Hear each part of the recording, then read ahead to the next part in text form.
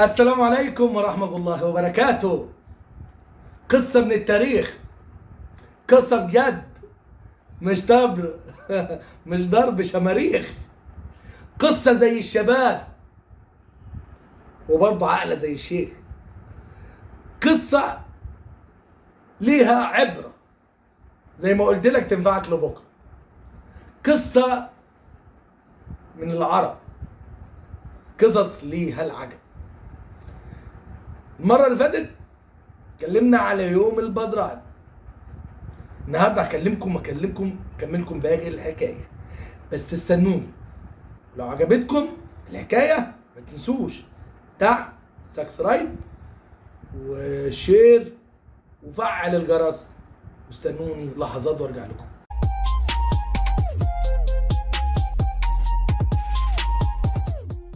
قلنا حجر، القصه اللي فاتت قلنا حجر ابن ابن عمرو ابن معاوية آكل المرار.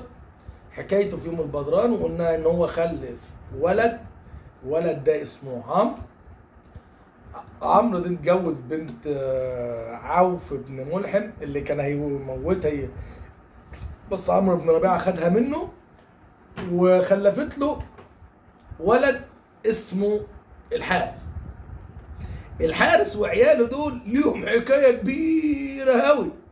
الحارس ابن عمرو ابن حجر ابن معاويه ابن عمرو ابن معاويه الملقب باكل المرأة ده ليه حكايه، واحكيها لكم المره الجايه. ليه حكايه هو وعياله. هو خلف اربعه. احنا هناخد قصه حجر، يبقى هناخد قصه حجر ابن الحارس ابن عمرو ابن حجر. يبقى حجر الثاني مش الحجر الاولاني اللي احنا حكينا قصته المره اللي فاتت. لا، حجر ده يبقى سيد ابوه حجر اكل المرأة. حجر ده الحارس عمرو خلف ولاده، من ضمنهم حجر. خلينا في ولاده التانيين هنقول لكم عملوا ايه. بس حجر ابوه ولاه على ايه؟ على اسد وغطفان. كان بيحكم اسد وغطفان. اسد وغطفان دي من قبائل مشهوره من قبائل شبه الجزيره العربيه. عمك حجر ده كان معذب اسد وغطفان، كان مطلع عينيهم اتاوه، ضرايب، ياخد منهم ستات، ياخد منهم اطفال، معذبهم. كان ملك جبار.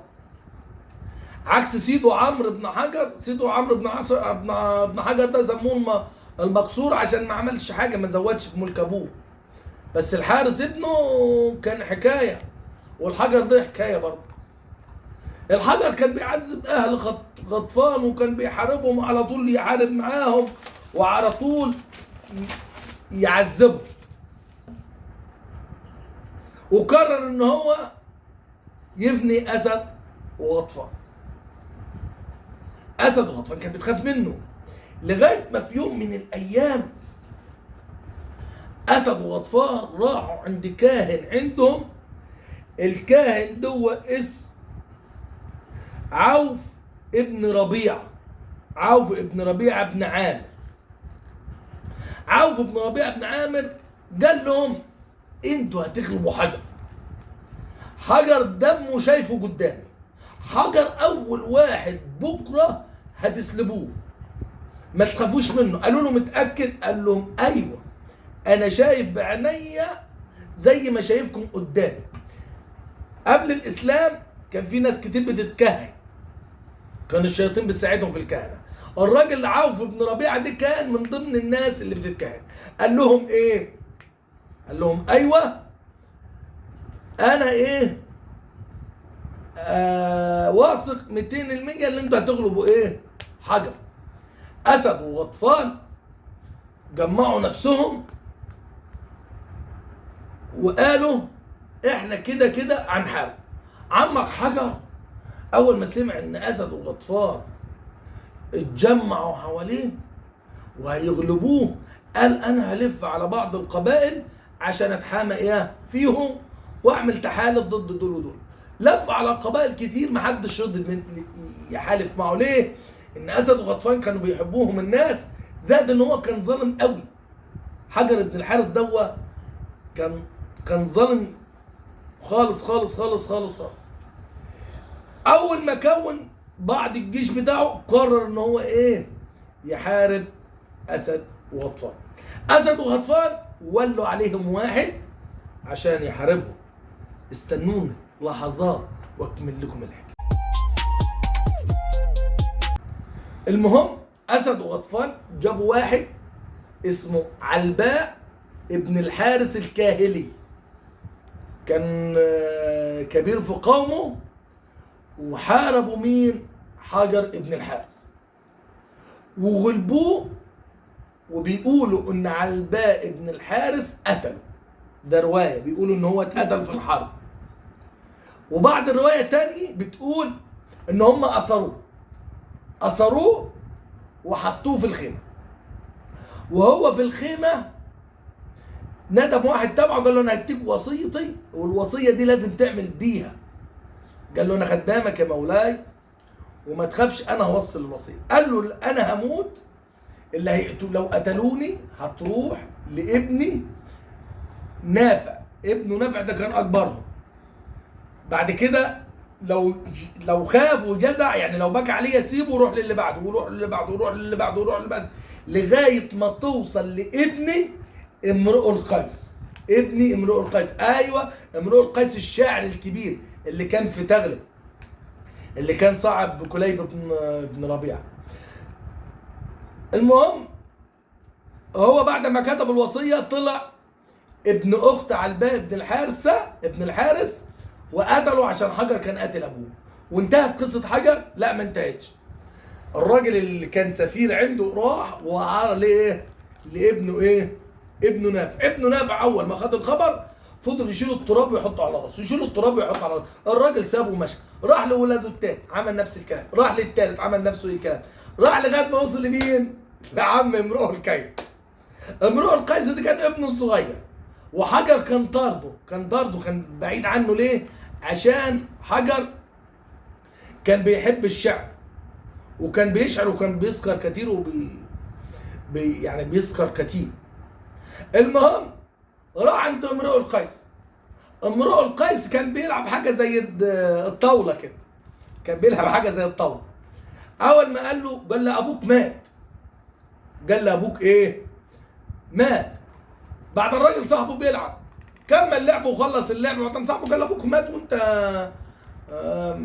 ما قمتش. قال له لا اصل انا خفت اللي انت ما تلعبش لعبتك. بعد ان الراجل الرسول ده السفير اللي عطاه ورقه قال عرف ان امرؤ القيس هو ابن حجر اللي هياخد بايه؟ بحق. بعد ان امرؤ القيس قال لك قال لك طيعني صغيرا وحملني دمه كبير، يعني وانا صغير رماني وانا كبير حملني ايه؟ حملني دمه. وقال اليوم خام وغدا امر، يعني النهارده هشرب خام وبكره اعمل ايه؟ وبكره احارب واخد حق ابويا. امه كانت مين؟ امه كان اخت كليب ابن ربيعه. امرؤ القيس لف على تغلب وبكر ولمهم عشان يحارب اسد وغطفان. قام وفضل يروح لقبيله ولم فرسان كتير لغايه ما ايه؟ حارب، دخل على كنانه يحسبهم اسد، موت كنانه. بعد كنانه جاءت بيت اللعنه، مش احنا اسد، احنا كنانه واسد كانوا ولاد خزيمه، كانوا الاثنين ولاد اخوات، يعني قبيلتين بس اخوات ابوهم واحد اسمه خزيمه. المهم سابهم، الناس اللي معاه ندمت ان هي موتت كنانه وقالت له انت راجل مشؤوم وما ينفعش اللي انت ايه نحارب معاك. سابوه. اول ما سابوه بيجي يروح قبيله، كل ما يروح قبيله القبيله يحصل فيها عركه بسببه، كل ما يروح قبيله يروح القبيله انت حرب بسببه، لغايه ما راح عند واحد اسمه مسرد الخير. مسرد الخير ده اعطاله 500 فارس واعطاله مش عارف ايه، بس مات قبل ما امرؤ القيس يحارب. كل ما يروح قبيله قال خلاص انا اعمل ايه بس، يعني قتلت ناس كتير وكل ما اروح تحصل مصيبه بسببي. كان ساعتها الروم سمعت بيه، كان بيقول شعر في بنته، كان بيقول في شعر بنت الروم ملك الروم. الروم كان تابع من اتباعه اسمه الحارس بن شمر اللي حارب يوم حليمه، لو تفتكروا يوم حليمه ويوم عين اباق في قصص قبل كده قلتها لكم. الحارس ده كان ماسك ملك تابع الروم بس على الشام، كان على الشام. المهم راح جاب امرؤ القيس. امرؤ القيس حس نفسه ان هو خلاص كده كده هيموت وهيتعب، ساب فلوسه وساب الذراع والسلاح عند واحد اسمه السماول ابن عادياء. السماول ابن عادياء ده واحد كان من العرب عامل زي هاني بن شيبان اللي حكينا قصته قبل كده. امرؤ القيس ساب معاه كل حاجه وراح مع الحارس عند الملك بتاع ايه؟ ملك الروم. ملك الروم قال له ايه؟ انت بتقول شعر وحبيبي ومش عارف. يجي واحد من وراه وقال له خلي بالك يا ملك، امرؤ القيس ده كان بيقول شعر في بيتك وكل العرب بتتغنى بالشعر دوت. ملك الروم فكر في فكره، حط عباية عليها سم ولبسها لمين؟ لبسها لامرؤ القيس.